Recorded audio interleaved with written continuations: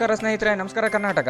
ಇವತ್ತಿನ ಈ ವಿಡಿಯೋದಲ್ಲಿ ಒಂದು ಮನೆ ಪ್ಲಿಂತ್ ಲೆವೆಲಲ್ಲಿ ಏನೇನು ಪ್ರಾಬ್ಲಮ್ ನಾವು ಫೇಸ್ ಮಾಡಿದ್ವಿ, ಅದರಿಂದ ಹೇಗೆ ಓವರ್ಕಮ್ ಮಾಡಿದ್ವಿ, ಜೊತೆಗೆ ನೀವೇನಾದರೂ ಮನೆ ಕಟ್ತಾ ಇದ್ರೆ ಸೊ ಪ್ಲಿಂತ್ ಲೆವೆಲಲ್ಲಿ ಏನೇನು ಪಾಯಿಂಟ್ಗಳು ನೀವು ಕನ್ಸಿಡರ್ ಮಾಡಬೇಕು, ಕೀ ಪಾಯಿಂಟ್ಗಳನ್ನ ಅನ್ನೋದನ್ನು ನಾನು ಈ ವಿಡಿಯೋದಲ್ಲಿ ತಿಳಿಸ್ಕೊಡ್ತೇನೆ. ಈ ಹಿಂದಿನ ವಿಡಿಯೋದಲ್ಲಿ ಪಾರ್ಟ್ 1 ಪಾರ್ಟ್ 2 ಅಲ್ಲಿ ನಿಮಗೆ ಅಂದರೆ ನಾವು ನೆಲ ಅಂದರೆ ಯಾವ ಸೈಜ್ ನಾವು ಬಾಕ್ಸ್ ಸೈಜ್ ನೆಲ ಹೊಂಡ ತೆಗಿಬೇಕು, ಎಷ್ಟು ಡೀಪ್ ತೆಗಿಬೇಕು ಫೌಂಡೇಶನ್ಗೆ, ಸೊ ಅದೆಲ್ಲವುದನ್ನು ನೆಕ್ಸ್ಟ್ ನಾವು ಕಾಲಮ್ ಲೆವೆಲ್ ತನಕ ಅಂದರೆ ಒಂದು 4 ಅಡಿ ಕಾಲಮ್ ರೈಸ್ ಮಾಡಿದ್ವಿ. ಸೊ ನೆಕ್ಸ್ಟು ಕೆಳಗಡೆ ಕಲ್ಲಿನ ಕೋರ್ಸ್ ಕಟ್ಟಬೇಕು, ಆ ಜಮಿಟಿಗೆ ಕಟ್ಟಬೇಕು, ಅದೆಲ್ಲವುದನ್ನು ಈ ವಿಡಿಯೋದಲ್ಲಿ ಡಿಸ್ಕಷನ್ ಮಾಡೋಣ.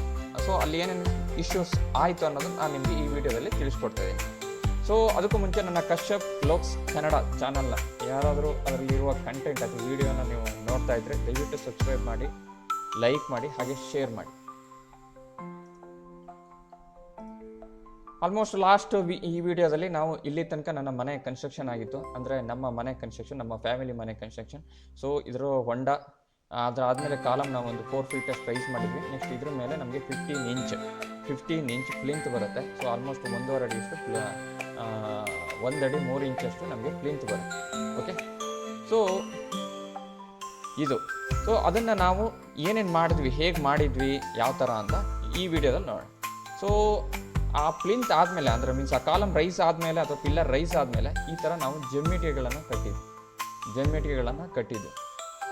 ಅಂದರೆ ಈ ಲೆವೆಲ್ ತನಕ, ಅಂದರೆ ನಮಗೇನು ಕಾಲಮ್ ಲೆವೆಲ್ ತನಕ ಜಮಿಟಿಗೆ ಬೇಕಾಗುತ್ತೆ. ಕೆಲವರು ಸೈಜ್ಗಳನ್ನು ಕೇಳ್ತಾರೆ, ನಾವು ಇಲ್ಲಿ ಜಮಿಟಿಗೆಯನ್ನು ಕಟ್ಟಿದ್ದೀವಿ. ಇದ್ರ ಮೇಲೆ ನಮಗೆ 15 ಇಂಚ್ ಅಂದರೆ ಈ ಜಮಿಟಿಗೆ ಮೇಲ್ಗಡೆ 15 ಇಂಚ್ ನಮಗೆ ಇದು ಬರುತ್ತೆ, ಏನು ಹೇಳಿ ಪ್ಲಿಂತ್ ಬರುತ್ತೆ.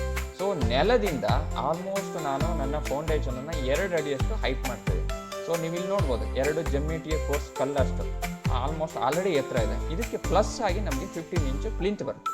ಸೊ ಹಾಗಾಗಿ ಯಾವುದೇ ಸಣ್ಣ ಪುಟ್ಟ ಏನಾದರೂ ಮಳೆಗಾಲದಲ್ಲಿ ಅನ್ನಿವನಾಗಿ ತುಂಬ ಹೆವಿ ಮಳೆ ಬಂತು ಅಂದ್ರೂ ಸೊ ಮನೆ ಒಳಗೆ ನೀರು ಬರದೇ ಇರೋ ಥರ ನಾನು ನೆಲದಿಂದ, ನಮ್ಮ ಮನೆ ಸುತ್ತಮುತ್ತ ಇರೋ ನೆಲದಿಂದ 2 ಅಡಿ 1 ಇಂಚ್ ಅಥವಾ 2 ಅಡಿ 2 ಇಂಚಷ್ಟು ಮನೆ ಫೌಂಡೇಶನ್ ಎತ್ತರ ಇಟ್ಕೊಳ್ತಿದ್ದೀನಿ.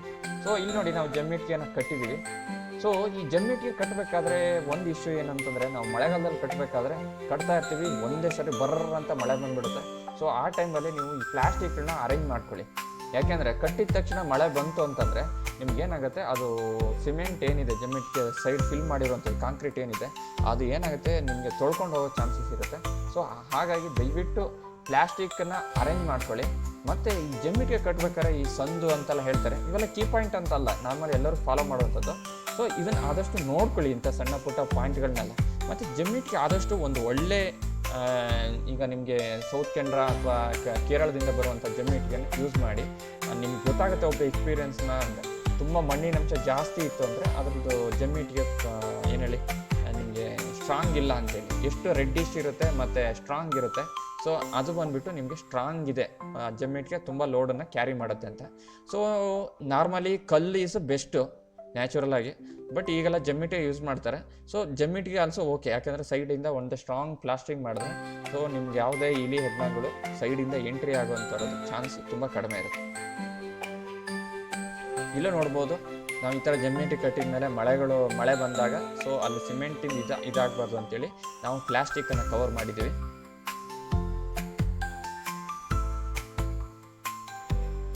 ನೆಕ್ಸ್ಟ್ ಈ ಥರ ಸುತ್ತ ನಮಗೆ ಜಮಿಟಿಗೆ ಫಾರ್ಮೇಷನ್ ಆಯಿತು, ಜಮಿಟಿಗೆ ಕಟ್ಟಿದ್ದಾಯಿತು. ಅದಾದಮೇಲೆ ನಾವು ಈ ಥರ ಬಾರ್ ಬೆಂಡಿಂಗ್ ಕೆಲಸವನ್ನು ಮಾಡಿದ್ವಿ. ಬಾರ್ ಬೆಂಡಿಂಗ್ ಕೆಲಸನ ಇಲ್ಲಿ ನೀವು ನೋಡ್ಬೋದು, ಇದ್ರಿಗಿಂತ ನೆಕ್ಸ್ಟ್ ಇಮೇಜಲ್ಲಿ ಗೊತ್ತಾಗುತ್ತೆ. So as per structure drawing ಪ್ರಕಾರ ನಾವು 16 mm ರಾಡನ್ನು ಯೂಸ್ ಮಾಡಿದ್ವಿ. 16 mm ರಾಡು ಕೆಳಗೆ 2 ಮೇಲ್ಗಡೆ 2. ಯಾಕೆಂದರೆ ಇಲ್ಲಿ ನಮಗೆ ಇಡೀ ಬಿಲ್ಡಿಂಗ್ದು ಲೋಡ್ ಏನಿದೆ ಈ ಪ್ಲಿಂತ್ ಮೇಲ್ಗಡೆ ನಿಂತ್ಕೊಳ್ಳೋದು, ಪ್ಲಿಂತ್ ಮೇಲೆ. ಮತ್ತು ಯಾವುದೇ ಕಾರಣಕ್ಕೂ ನಿಮಗೆ ಸಣ್ಣ ಪುಟ್ಟ ಅರ್ಥಕ್ವೇಕ್ ಅಥವಾ ಏನಾದರೂ ಭೂಕಂಪ ಈ ಥರದ್ದು ಏನಾದ್ರು ಬಂದರೆ ನಿಮಗೆ ಪ್ಲಿಂತು ಅಲ್ಲಾಡಬಾರ್ದು, ಅವಾಗ ಇಡೀ ಬಿಲ್ಡಿಂಗ್ ಶೇಕ್ ಆಗಿ ಕೊಲ್ಯಾಪ್ಸ್ ಆಗೋದು, ಬಿದ್ದು ಹೋಗೋ ಚಾನ್ಸ್ ಇರುತ್ತೆ. ಸೊ ಹಾಗಾಗಿ plinth is very very very important. ತುಂಬ ಪ್ಲಿಂತನ್ನು ನೀವು ಮಾಡಬೇಕಾದ್ರೆ, ಫೌಂಡೇಶನ್ ಮಾಡಬೇಕಾದ್ರೆ, ಅದರಲ್ಲೂ ಪ್ಲಿಂತ್ ಮಾಡಬೇಕಾದ್ರೆ ನೀವು ದಯವಿಟ್ಟು ಹಣದ ಅಂದರೆ ಇಲ್ಲೊಂದು ಮೂಟೆ ಸಿಮೆಂಟ್ ಉಳಿಸ್ಬೋದು, ಇವೆಲ್ಲ ಥಿಂಕ್ ಮಾಡೋಕ್ಕೆ ಹೋಗ್ಬೇಡಿ. ಆದಷ್ಟು ಪ್ಲಿಂತ್ ವಿಚಾರದಲ್ಲಿ ಕಬ್ಬಣ ಸಿಮೆಂಟ್ ಇದ್ರ ಬಗ್ಗೆ ಯಾವುದೇ ರಾಜಿ ಆಗೋಕ್ಕೆ ಹೋಗ್ಬೇಡಿ. ಸೊ ಹಾಗೆ ಇಲ್ಲಿ ನೋಡಿ, ಯಾವುದೇ ಎಂಡ್ ಟು ಎಂಡ್ ಅಂದರೆ ಎಂಡಿಗೆ ಬಂದಾಗ ನಿಮಗೆ ಬಾರ್ ಬೆಂಡಿಂಗಲ್ಲಿ ಎಲ್ ಶೇಪ್ ಇದಾಗಬೇಕು, ಲೆಗ್ ಹೊಡೆಯೋದು ಅಂತಾರೆ, ಆ ಲೆಗ್ಗನ್ನು ನೀವು ಹೊಡಿಬೇಕಾಗುತ್ತೆ. ಸೊ ಅದೇ ಥರ ನೋಡಿ ನೀಟಾಗಿ ರಿಂಗುಗಳು ಕೂಡ ನೀಟಾಗಿ same distance as per structure drawing. ಇಲ್ಲಿ ನಾವು 6 ಇಂಚ್ಗೆ ಒಂದೊಂದು ಇದು ಹಾಕಿದ್ದೀವಿ, ರಿಂಗ್ ಹಾಕಿದ್ದೀವಿ.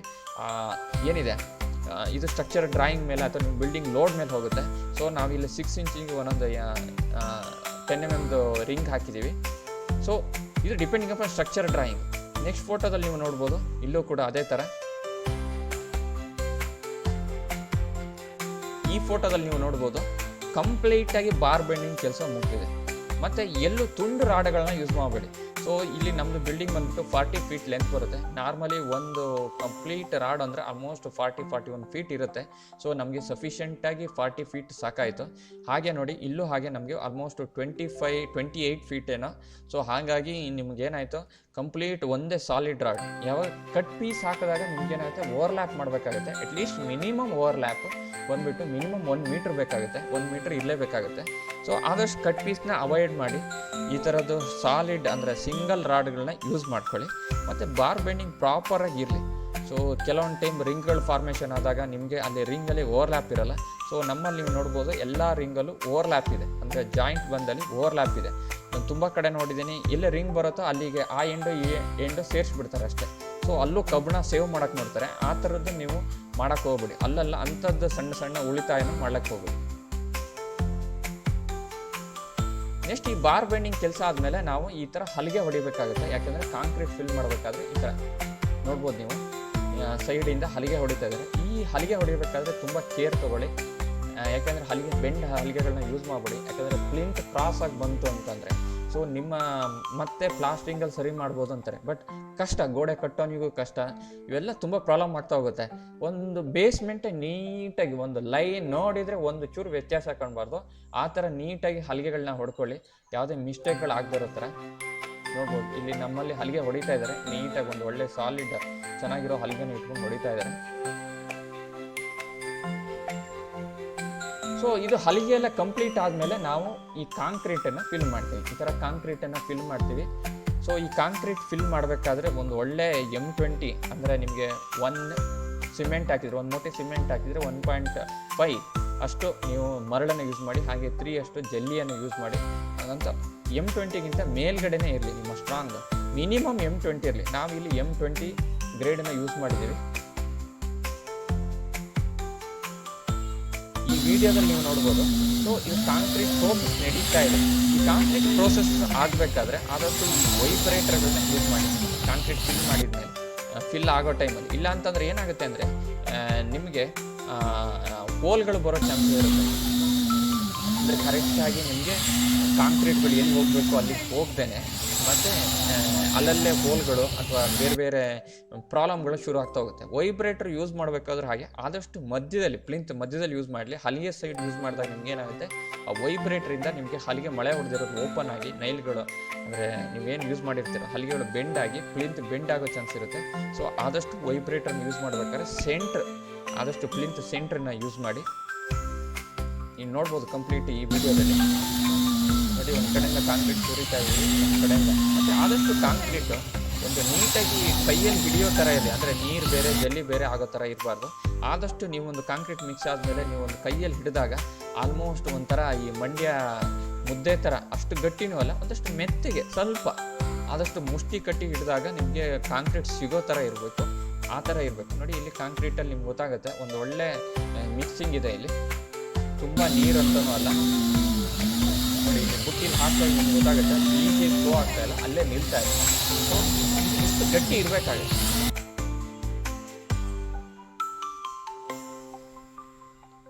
ಓಕೆ ನೋಡಿ, ಕಾಂಕ್ರೀಟ್ ಫಿಲ್ ಆದಮೇಲೆ ಎಲ್ಲಾದರೂ ಹಲಿಗೆಗಳು ಬೆಂಡ್ ಆಗಿದೆಯಾ ಅಥವಾ ಈ ಥರದ್ದು ನಾರ್ಮಲಿ ಮೊದಲೇ ನೋಡ್ಕೊಬೇಕು. ಒಂದ್ಸರಿ ಕನ್ಫರ್ಮ್ ಮಾಡ್ಕೊಂಬಿಡಿ. ಏನಾರು ಇದ್ದರೆ ಅಲ್ಲಿ ನೀವು ಅಡಿಷ್ನಲ್ ಸಪೋರ್ಟ್ ಕೊಡಬೇಕಾಗುತ್ತೆ. ಮತ್ತು ಆದಷ್ಟು ನೋಡಿ ನೀಟಾಗಿ ಮೇಲ್ಗಡೆ ಸರ್ಫೇಸ್ ನೀಟಾಗಿ ಬರಲಿ, ಮತ್ತು ಎಲ್ಲೂ ಬೆಂಡುಗಡ್ಡೆಗಳೆಲ್ಲ ಇರಬಾರ್ದು. ನೋಡಿ ನಮ್ಮದು ಪ್ಲಿಂತ್ ಎಲ್ಲ ಆದಮೇಲೆ ಒಂದಷ್ಟು ದಿನಗಳ ನಂತರ ನಾವು ಹಲಿಗೆಯನ್ನು ಹೊಡೆದಿರೋದು ತೆಗೆದಾದ್ಮೇಲೆ ನಮ್ಮ ಮನೆಯ ಪ್ಲಿಂತ್ ಈ ಥರ ಬಂದಿದೆ. ಎಷ್ಟು ಅಚ್ಚುಕಟ್ಟಾಗಿ ನೀಟಾಗಿ ಬಂದಿದೆ. ಓಕೆ, ಎಷ್ಟು ನೀಟಾಗಿ ಬಂದಿದೆ. ಎಲ್ಲೂ ಡ್ಯಾಮೇಜ್ ಇಲ್ಲ, ಎಲ್ಲೂ ಬೆಂಡ್ ಆಗಿಲ್ಲ, ಒಳ್ಳೆ ಹಾವು ಥರ ಉಬ್ಬಿದ ಥರ ಕಾಣ್ತಾ ಇಲ್ಲ, ನೀಟಾಗಿ ಬಂದಿದೆ. ಸೊ ಇದು ನಮ್ಮ ಮನೆ ಕಂಪ್ಲೀಟ್ ಫೌಂಡೇಶನ್. ಸೊ ಇದಕ್ಕೆ ನೀವು ಒಂದು ಮಿನಿಮಮ್ 10 to 14 ಡೇಸ್ ಒಂದು ಒಳ್ಳೆ ವಾಟರ್ ಕ್ಯೂರಿಂಗ್ ಮಾಡಿ. ಮಳೆಗಾಲದಲ್ಲಿ ಅಂಥವ್ರಿಗೆ ಬೇಕಾಗಿಲ್ಲ, ಯಾಕಂದರೆ ಮಳೆ ಪದೇ ಬರ್ತಾ ಇರುತ್ತೆ.